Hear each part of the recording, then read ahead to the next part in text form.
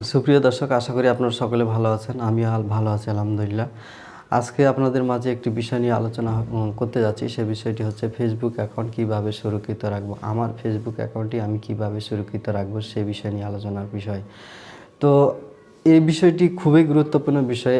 আর বর্তমান সমাজে, বর্তমান যুগে আমাদের ফেসবুক অ্যাকাউন্ট নেই এই ধরনের লোক অনেক কম রয়েছে, এবং যারা স্মার্টফোন ইউজ করে তাদের একটি ফেসবুক অ্যাকাউন্ট রয়েছে। অনেকে ফেসবুক অ্যাকাউন্ট ব্যবহার করে, কিন্তু ফেসবুক অ্যাকাউন্ট কীভাবে খুলে কীভাবে আপনার সুরক্ষিত রাখবে সে বিষয়গুলো না জানার কারণে ফেসবুক অ্যাকাউন্ট আপনার অনেক সময় ব্লক লেগে যায়, অথবা কেউ হ্যাক করার চেষ্টা করে, অথবা একটা সমস্যার সম্মুখীন হতে হয়।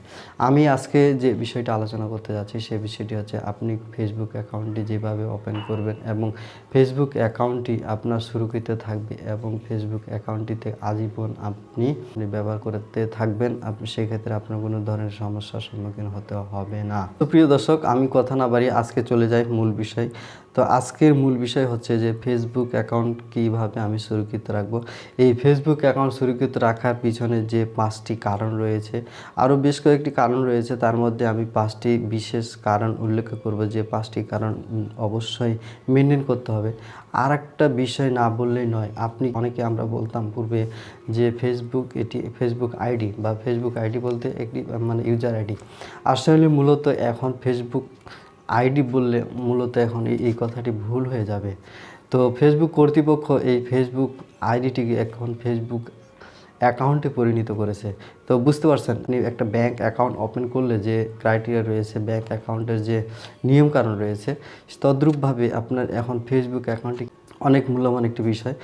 কারণ হচ্ছে যে আপনি ফেসবুক অ্যাকাউন্ট থেকে আপনি এখন ইনকাম করবেন, সে বিষয়ে আমি বিস্তারিত আলোচনা করব।